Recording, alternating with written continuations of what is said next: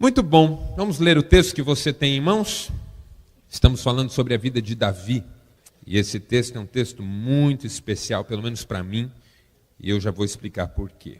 Contaram a Joabe que o rei Davi estava chorando e se lamentando por causa de Absalão.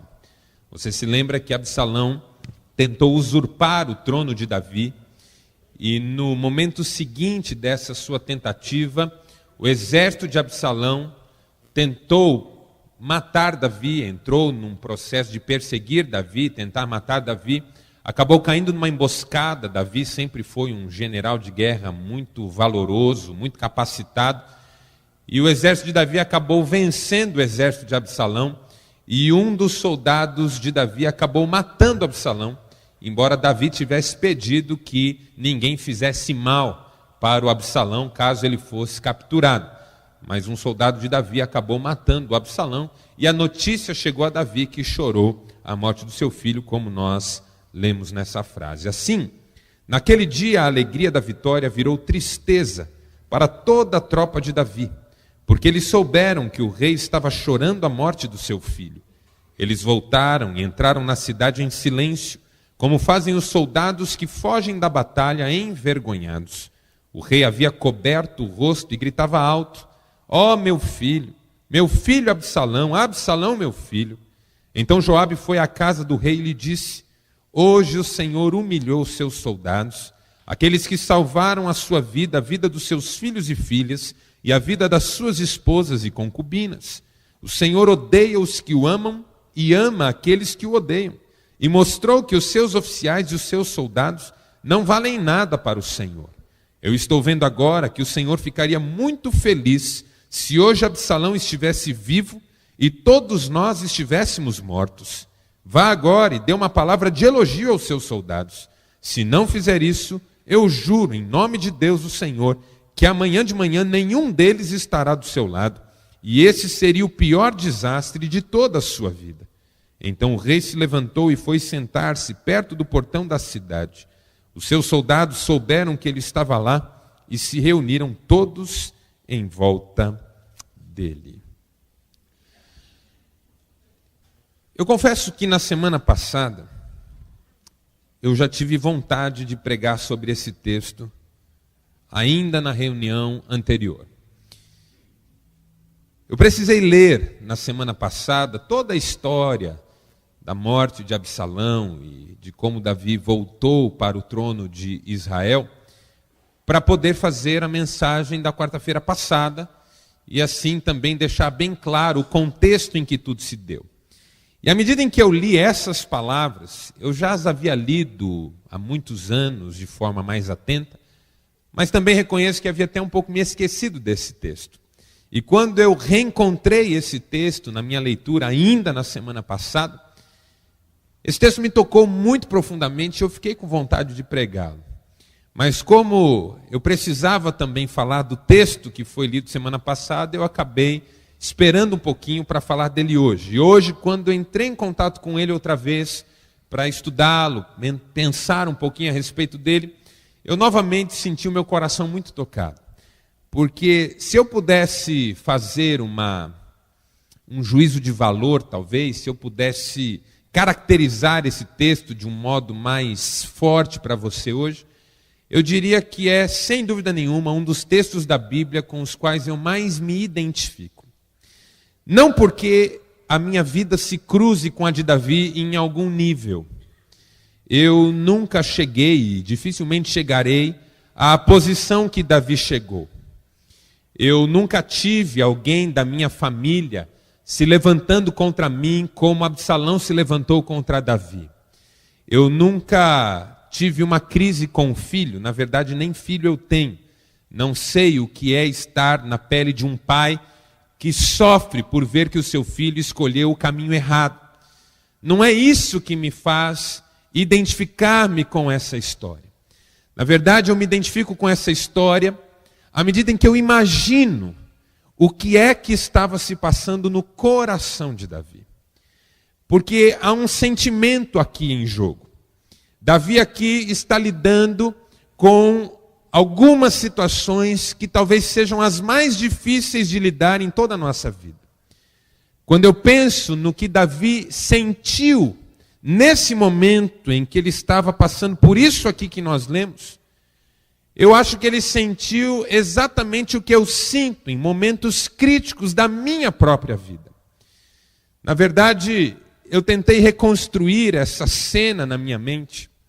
Eu fiquei pensando em Davi recebendo a notícia do falecimento do seu filho. Deve ter sido muito duro para ele, apesar de tudo que Absalão lhe tinha feito. Davi era um homem segundo o coração de Deus, a mágoa saía muito rápido do seu coração. E ele sofria pelas pessoas. E quanto mais não sofreria pelo seu próprio filho. Então ele chorou e aquilo o desestabilizou emocionalmente. Mas ele era o rei de Israel. E quando ele se desestabilizou e chorou e lamentou e gritou e todos perceberam que ele estava muito abatido, os exércitos acabaram se abatendo também. E entraram na cidade como se tivessem perdido a guerra. De repente, aqueles soldados que foram vitoriosos estavam entrando na cidade como se tivessem fugido da batalha e estivessem envergonhados. E aí quando Joabe vê aquilo, aqueles exércitos que eram para estar comemorando, entrando na cidade como se tivessem perdido de forma vexatória a batalha, ele se indigna e vai tirar satisfações com Davi e fala essas palavras duras para Davi, terrivelmente duras.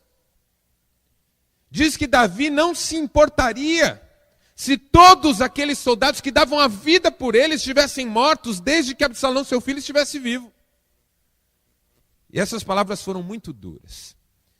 Mas quando eu vejo a reação de Davi, eu fico pensando, meu Deus, esse homem realmente era um homem segundo o coração de Deus. Porque eu imagino o que ele sentiu nesse dia. E imagino que não foi fácil para ele viver exatamente essa experiência. E eu vou explicar para você por quê. E eu vou explicar isso para você, compartilhando com você 4 constatações que eu fiz quando eu li esse texto.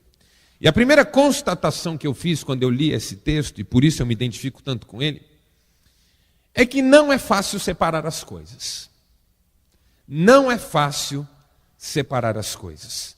Por mais maduros que nós sejamos, por mais capacitados que nós sejamos, por mais inteligentes que nós sejamos, por mais provados que nós sejamos na vida, não é fácil separar as coisas.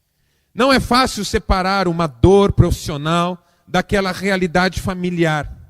Não é fácil separar uma dor relacional daquela situação do trabalho. Não é fácil separar uma dor na vida financeira daquela situação que envolve a vida dos filhos. Não é fácil separar as coisas. Davi era um rei, um grande rei. Esperava-se dele que ele fosse capaz de separar as coisas.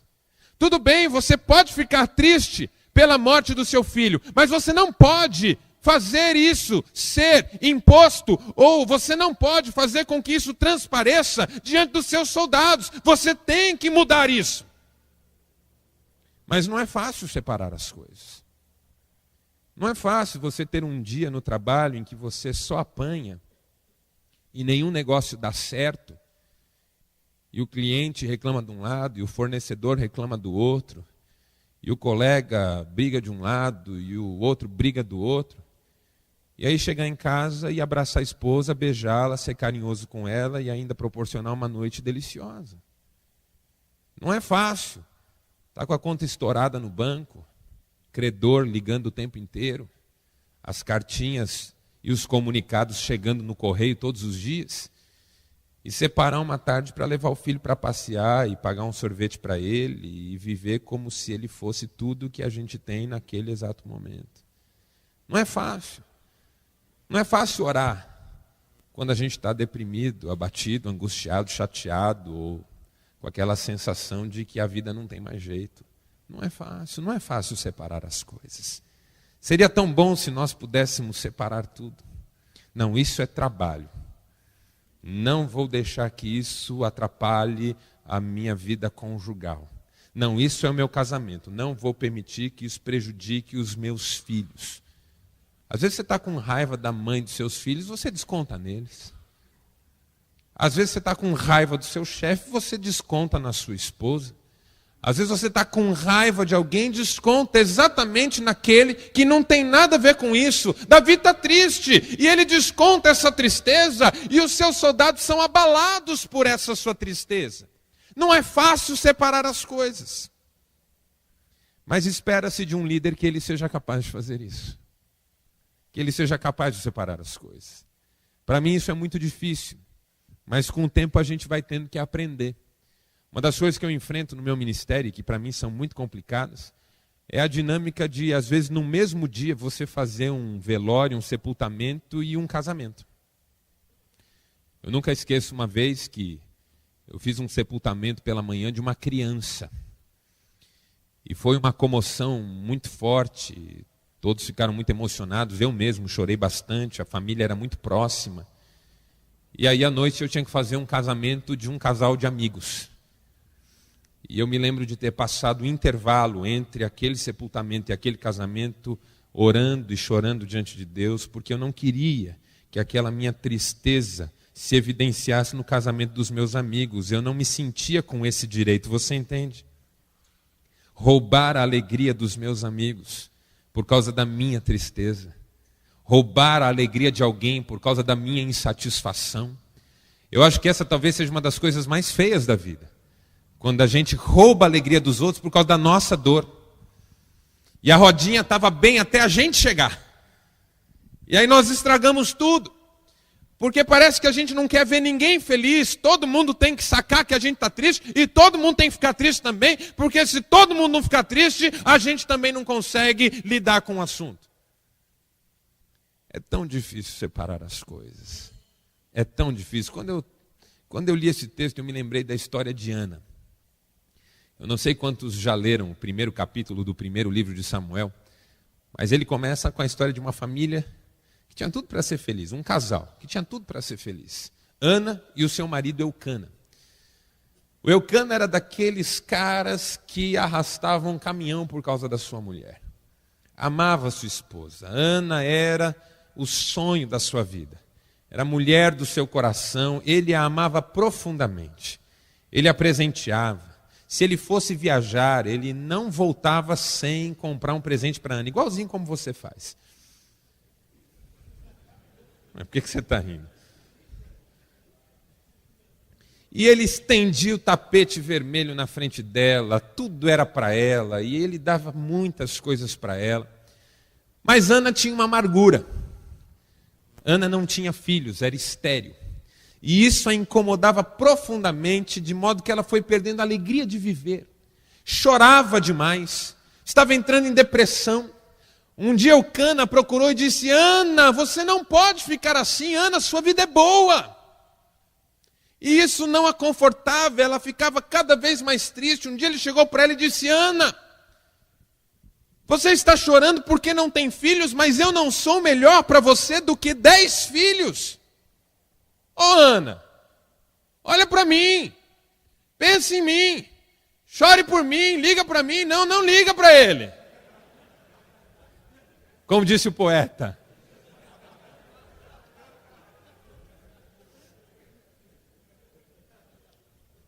Sabe, dói. Mas esse era o problema de Ana, ela não sabia separar as coisas. Porque é difícil separar as coisas. Mas quando a gente quer ser uma bênção nas mãos de Deus, a gente tem que aprender. A gente tem que aprender a separar as coisas. E Davi está sendo chamado nesse momento a separar as coisas. Davi, não permita que a sua dor acabe com a alegria dos seus soldados. Porque se nessa hora você não tiver uma palavra de ânimo para eles, eles não vão segurar essa barra. Como é difícil separar as coisas. Segunda constatação que eu fiz lendo esse texto foi a seguinte: se por um lado é difícil separar as coisas, por outro lado, como é difícil tentar agradar todo mundo. Como é difícil. Como é difícil tentar agradar todo mundo. Davi nunca conseguiu isso. Davi sempre tinha alguém chateado com ele, sempre. Davi não tinha direito nem de ficar triste. Que Joabe já estava lá chamando a sua atenção, cobrando. Porque dependendo da posição em que a gente chega, as cobranças só fazem aumentar, elas nunca diminuem. Como é difícil tentar agradar todo mundo. Davi foi o melhor rei da história de Israel, mas não houve um momento em todo o seu reinado que ele não tivesse inimigos para lidar, em que ele não tivesse oposições para enfrentar, em que ele não tivesse gente querendo ver a sua caveira.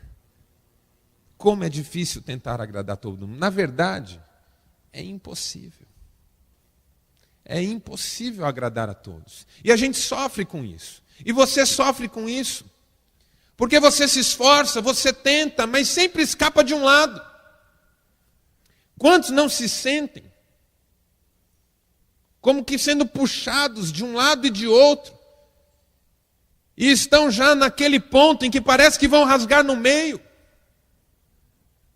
Esse é um dos modos de tortura mais antigos que existem. Amarrar a pessoa dos dois lados, a cavalos, por exemplo, virados para lados opostos e açoitar os cavalos para eles marcharem. E aí então os cavalos vão esticando a pessoa a ponto dela não aguentar e romper. Quanto mais forte a pessoa, mais tempo ela demora, mas cedo ou tarde ela rompe, ela rasga no meio. Porque ninguém aguenta. Se isso acabou do ponto de vista da tortura física, não acabou do ponto de vista da tortura emocional. Talvez você se sinta assim. Está vivendo em crise com a sua mulher, mas você não quer perder o seu casamento, você quer investir, você quer lutar, você quer batalhar. E aí então ela te cobra que você tem que ficar mais tempo, você tem que dar mais atenção, você tem que ser mais carinhoso, você tem que ficar mais em casa, você tem que tratar melhor os filhos, e cobra, e cobra, e cobra. E ela vai puxando. Aí você liga para o seu pai para ele te dar um conselho e ele fala assim, eu não sei por que você ainda está com essa mulher.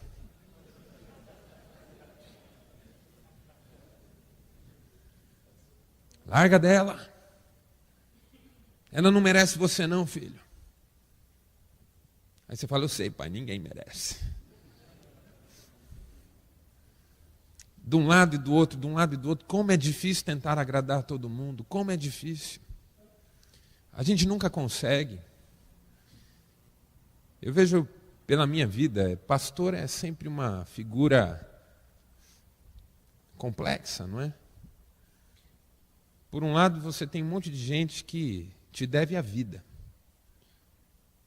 Não porque deva, mas porque se sente assim. E por outro, você toma pau, um atrás do outro o dia inteiro. E é tão gostoso quando alguém vem assim e fala, pastor, eu queria dizer que tudo que eu pensava de pastor, eu não estou pensando mais. Aí, o que você pensava? Não, para mim, pastor era tudo ladrão. Eu falo, obrigado, irmão.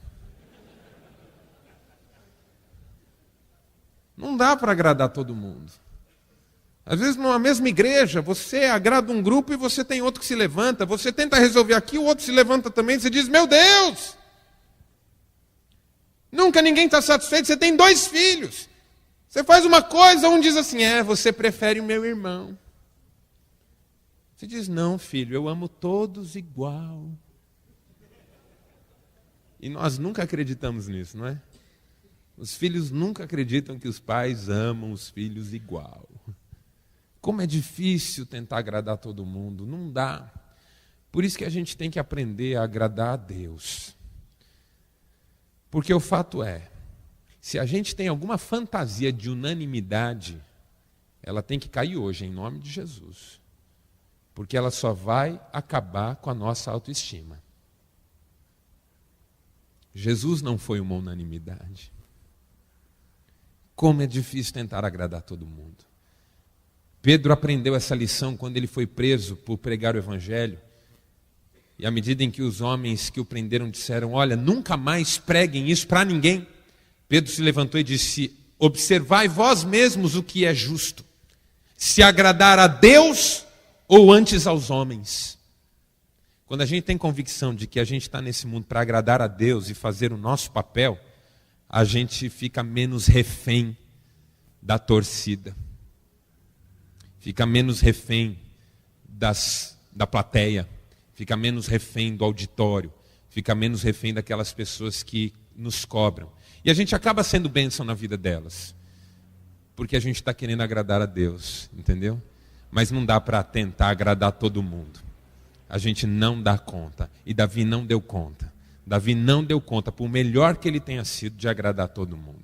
Terceira constatação que eu faço nesse texto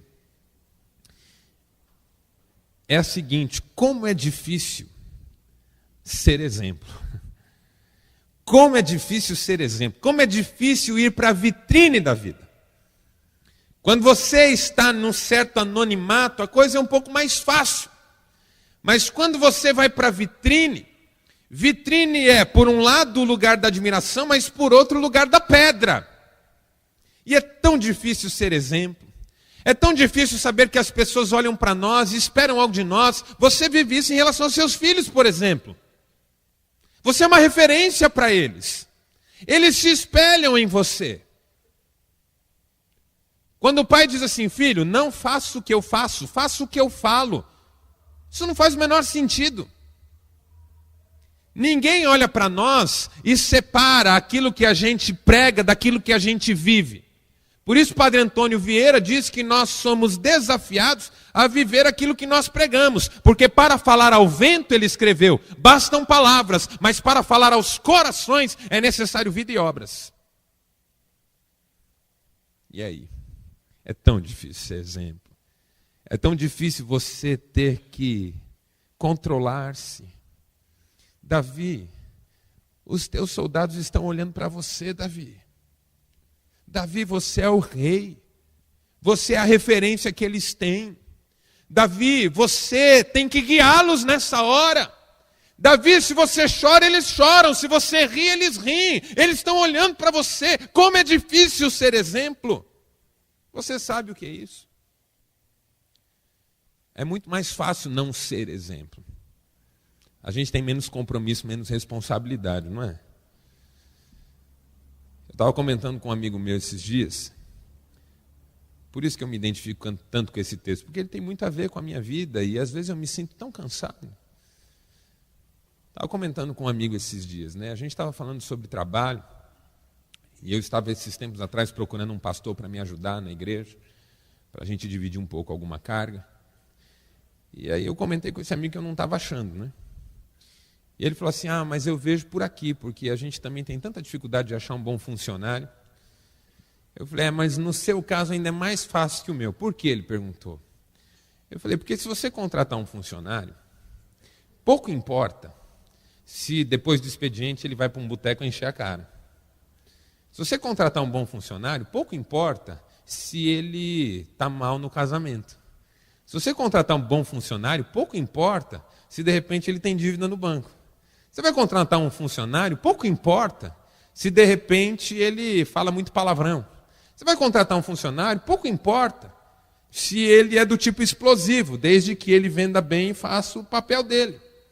Agora, pensa na minha situação.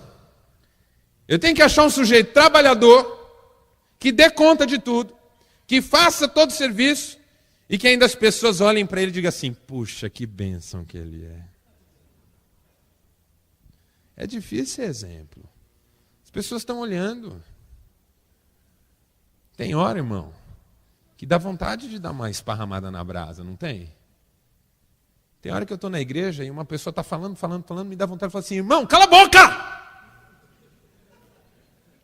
Ô idiota! Você só fala bobagem, sai daqui, não te aguento mais. Mas eu tenho que falar: paz do Senhor. Claro, querido, eu estou entendendo, querido. Oh, Deus. Mas essa é uma questão minha, que sou pastor? Não, é uma questão sua também. Porque se você teme a Deus, se você quer deixar um legado para os seus filhos, se você quer sustentar a sua casa com base em maturidade e firmeza de caráter, você também vive esse drama. Como é difícil ser exemplo. Você não pode fraquejar, você não pode cair, você não pode errar. Você não pode errar. Só que qual que é a questão? A questão é que você não quer errar. Então você se esforça, não é porque você quer agradar todo mundo, é porque você não quer errar. Você é exemplo, não porque você quer aparecer, mas porque você sabe que Deus tem uma missão na sua vida. E que se você não for exemplo, você não cumpre esse negócio. Porque ninguém segue ninguém que não é exemplo.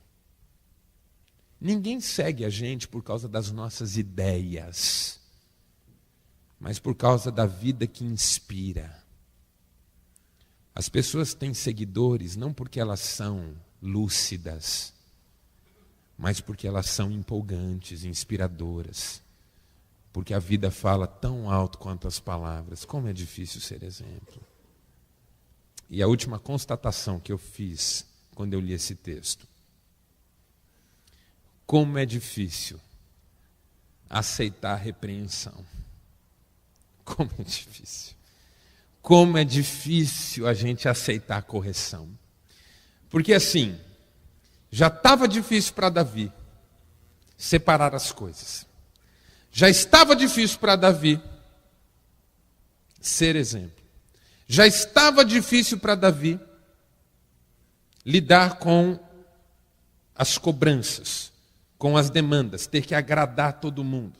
Já estava difícil para Davi lidar com a perda do seu filho. E ainda vem Joabe e diz coisas para Davi que, olha, eu não sei se eu aguentaria ouvir. E eu não sei se você aguentaria. Quando Davi ouve de Joabe, e Joabe diz para ele com todas as letras, que talvez ele estivesse preferindo que todos os soldados estivessem mortos e Absalão vivo, rapaz, isso dói, hein? Isso dói. Talvez qualquer um de nós, diante das palavras de Joabe, dissesse assim: Joabe, me deixa. Joabe, vai procurar sua turma. Ô Joabe, eu não tenho nada com os soldados, se eles não estão entendendo a minha dor, eles que se lasquem. Eu não quero saber se eu sou rei, se eu não sou, eu quero chorar. Joabe, você não fale assim comigo, você é meu subordinado, você não é meu chefe. Mas é aí que entra um homem segundo o coração de Deus. Davi enche o peito de ar e fala para Joabe: chama os soldados, eu vou cuidar deles. Tá certo, você tá certo. Eu não posso ficar assim. Chama os caras, eu vou falar com eles. Isso é caráter. Isso é força de caráter. Porque tem 3 lições aqui que eu queria rapidamente pontuar com você. Primeiro, correção. A gente não ouve porque vem de quem vem. Correção a gente ouve porque realmente mostra o nosso erro. Quando a gente recebe uma repreensão, do ponto de vista da insanidade ou do ponto de vista da nossa mediocridade moral, a gente pergunta quem é aquela pessoa para estar falando aquilo para nós. Deixa eu explicar melhor. Quando você ouve uma repreensão, o pior caminho que você escolhe para julgar aquilo é perguntar quem é aquela pessoa para falar aquilo para você. Entendeu? Quem é você para falar isso para mim? Sua esposa diz assim: você não acha que você anda muito estressado? E você então? Ó quem fala. A senhorita enxaqueca. Dona Onça. Ei, não precisa ofender, ela fala. E aí o que era para ser uma reflexão vira um quebra-pau, não é? Quando alguém corrige você, a pior bobagem que você faz é perguntar quem que é aquela pessoa para estar falando o que está falando. Se Davi fizesse essa pergunta, Joabe não era ninguém, era subalterno. A pergunta certa quando você ouve uma repreensão, uma correção é: do que essa pessoa está falando? E não quem é ela para me dizer isso, mas é do que ela está falando realmente. Porque o juízo correto não é se a pessoa tem moral para me falar o que fala, mas se ela realmente está tocando num ponto que eu preciso realmente corrigir na minha vida. Porque se nós deixarmos para avaliar a importância do que alguém fala em relação ao status que essa pessoa tem, ai de nós se chegarmos muito longe na vida, não vamos ouvir ninguém. E é onde vamos cair fatalmente, desmoronar. A pergunta não é quem é que está falando, a pergunta é o que está falando. E se isso fizer sentido, eu quero ouvir. Eu já tomei bronca de gente que, se fosse ver, não podia abrir a boca para falar comigo. Você não resolve nem os seus problemas, quer resolver o meu, irmão. Mas eu tenho feito um exercício horroroso, porque dói muito fazer isso. De julgar o que a pessoa está dizendo, e não de que ponto ela está falando, entendeu? Essa é a primeira coisa que eu vejo no caráter de Davi.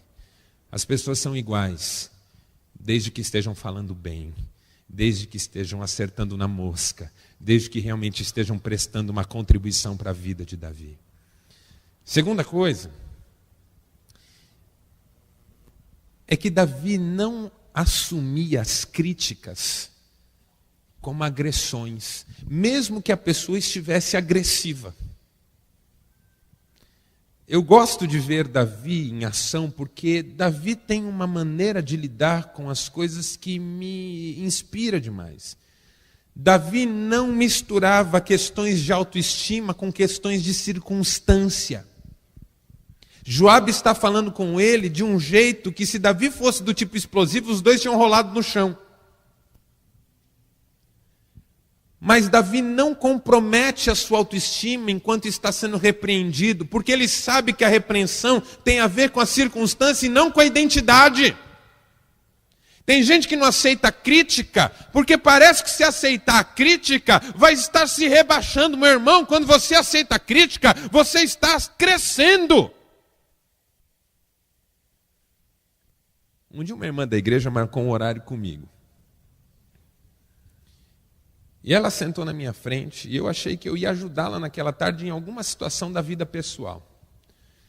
Ela sentou na minha frente, tirou um papel do bolso, foi abrindo papel. Sabe aquele papel que não para de abrir? E ela começou: pastor, eu tenho algumas críticas a fazer. A igreja está errada aqui, isso aqui não está certo. O senhor falou isso domingo, eu achei muito feio o senhor falar isso. O senhor tem uma coisa, sua esposa, e não sei o quê, e não sei o quê, e não sei o quê, e não sei o quê. Rapaz, a lista não acabava.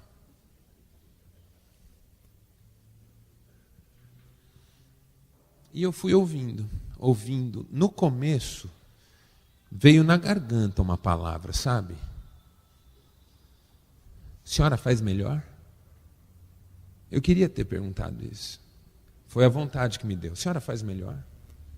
A senhora quer sentar aqui no meu lugar? A senhora quer assumir no meu lugar? Mas eu tenho aprendido que as críticas não diminuem a gente. Elas nos fazem crescer, abrem o nosso horizonte. E ela foi falando, e eu fui pedindo a Deus que me ensinasse aquilo que Ele queria me ensinar naquele dia. À medida em que eu não falava nada e ela foi lendo a lista dela, eu comecei a perceber que ela foi adotando um padrão naquela leitura. Ela lia um negócio e olhava para mim. Lia um negócio e olhava para mim. Aí, passados uns 20 minutos que ela estava descendo o sarrafo, ela falou assim: ai, pastor, eu acho que eu estou pegando muito pesado, né? E eu estava ali tão tratado por Deus, eu estava ali tão tranquilo, que eu falei: não, irmã, continue. Vamos esgotar a lista. Ai, não, pastor, eu acho que eu não vou continuar, não. Quem sou eu para te dizer essas coisas? Você está entendendo? Quem sou eu para te dizer essas coisas? E começou a querer guardar a lista no bolso. Aí eu pude fazer a pergunta que me interessava naquela tarde: o que é que a irmã realmente veio fazer aqui hoje? Pastor, é um problema que eu tenho, eu nunca estou contente com nada. Você está entendendo? E naquele dia eu pude ajudá-la, e nós oramos juntos no final. Tudo porque eu engoli a minha autodefesa. Não era contra mim aquelas críticas. Na verdade, nunca é contra você. Está entendendo? Se você não mistura a sua autoestima com as circunstâncias, você cresce, você avalia melhor, você aprende. E se de repente a crítica realmente é justa, porque algumas das que ela fez eram justas, a gente vai lá e corrige o negócio. E o que já era bom, fica melhor. Mas eu falei que tinha 3 lições, e a terceira é o seguinte: quando a gente sabe quem é, a gente não se defende. Davi não se defende. Davi não se explica. Davi não se justifica. Davi manda Joabe reunir os homens. Talvez eu nem estivesse em condições, Joabe. Mas eu entendi, chama os homens, eu vou cuidar deles. Sabe, às vezes eu acho que tem horas na vida em que a gente acaba cuidando de todo mundo e não tem ninguém para cuidar de nós, não é? Tem horas que a gente cuida de todo mundo, mas não tem ninguém para cuidar da gente. Eu fico pensando na vida de Davi o seguinte: quem que cuidou dele? O pai não cuidava. Na verdade, o pai nem lembrava dele. Quando Samuel foi na casa dele, vocês lembram, nós vimos isso aqui. O pai de Davi passou todos os filhos dele na frente de Samuel, e Samuel perguntou: acabaram-se os teus filhos? Ele falou: tem um, o mais novo, está lá no campo. Saul não cuidou dele. Saul, pelo contrário, quis matá-lo. As pessoas não cuidaram dele. As pessoas só bateram nele. E aí? E se você cuidar de todo mundo e não tem ninguém para cuidar de você? Deixa eu te fazer uma pergunta. É suficiente que Deus cuide de você? Entendeu? Pode ser que na sua casa é assim, ó. Eu tive 3 processos depressivos na minha vida. Nos 3, cara, se teve alguém com quem eu não pude contar, foi com a minha mulher. Não porque ela não me ame. Não porque ela não queira cuidar de mim. Não porque ela não se esforce. Na verdade, se tem uma pessoa que é uma bênção na minha vida, é minha mulher. Mas ela não dá conta. Uma vez ela falou isso para mim: Marcelo, não desmorona que eu não dou conta. Se você cai, eu não seguro essa onda.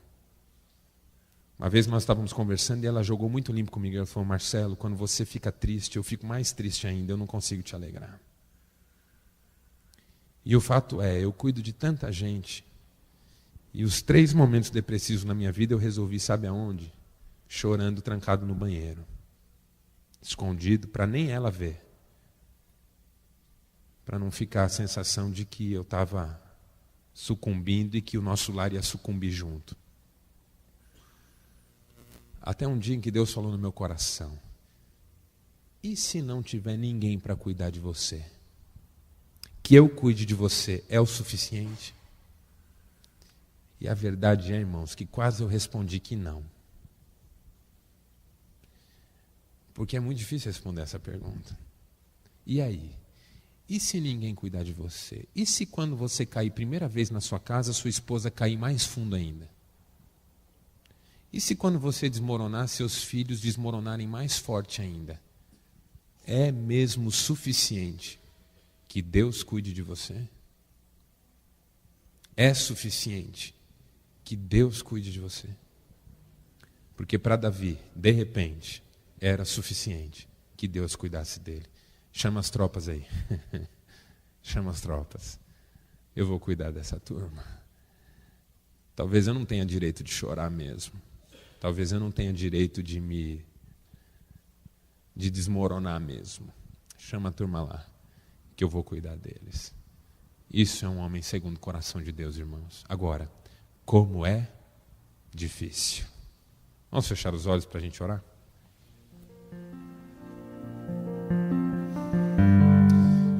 Ó, eu quero orar com você que, como eu, se identificou com essa palavra. Eu hoje estou bem. Hoje à tarde alguém me perguntou, depois que eu falei essa mesma palavra nas mulheres, se eu estava triste. Eu não estava triste. Eu acho que esse texto me deprime um pouco, porque me faz lembrar coisas que já aconteceram comigo no passado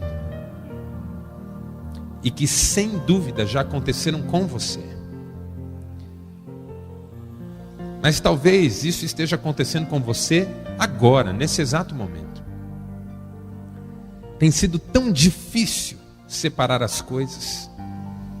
Tem sido tão difícil agradar todo mundo. Tem sido tão difícil ser exemplo. Tem sido tão difícil aceitar as repreensões da vida, das pessoas, de Deus.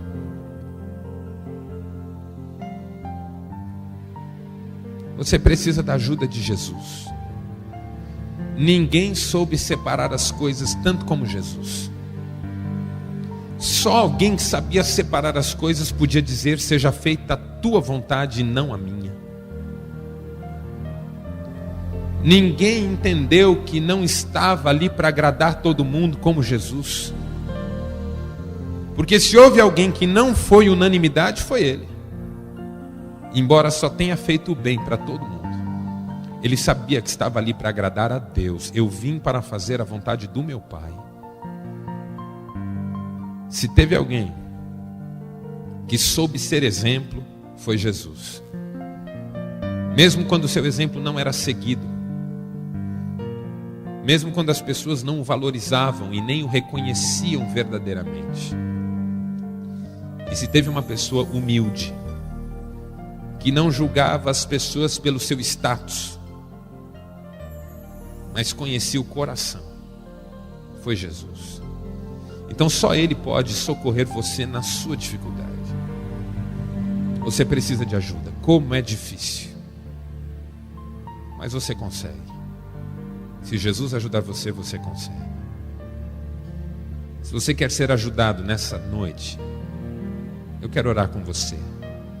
E se essa palavra foi para você, mais do que para qualquer outro aqui hoje, fique em pé no seu lugar, eu quero orar com você. Oh Deus, te damos graças, Pai, por essa palavra tão desafiadora. Na verdade, nessa noite fria, ela vem para esquentar o nosso coração. Porque para nós, às vezes, as coisas são muito difíceis. É difícil separar as coisas. A gente reconhece que tem descontado em pessoas que nós amamos e que nos amam aquilo que nós sofremos com pessoas que não nos amam e que nós também não temos amado. A gente reconhece, Senhor, que tem tentado agradar todo mundo e esquece de que só tem que agradar o Senhor. E a gente se sente como preso a 2 cavalos que puxam cada um para um lado. E nós não queremos mais isso. Oh Deus, como é difícil ser exemplo. Às vezes dá vontade de jogar tudo para o alto. Eu não quero saber o que as pessoas pensam de mim, mas eu quero. Porque eu estou aqui para servir. Se todo mundo desistir de ser exemplo, ninguém aguenta viver nesse mundo. Faz de nós exemplos, Pai. Mas não exemplos de nós mesmos. Exemplos de gente que imita Jesus. Anda como Ele andou, faz o que Ele fez. E confia na força que Ele dá. E também, ó Deus, ajuda-nos a sermos humildes. Como é difícil aceitar repreensão, correção, crítica. Mas nós queremos ser mais maduros nessa noite, Pai. Encher o peito de ar e continuar cuidando na nossa casa. Eu tenho certeza que se esses homens se levantarem como cuidadores do seu lar, assumirem suas esposas nas fraquezas delas, assumirem os filhos na imaturidade deles, esses lares serão restaurados. Levanta homens conscientes do seu papel,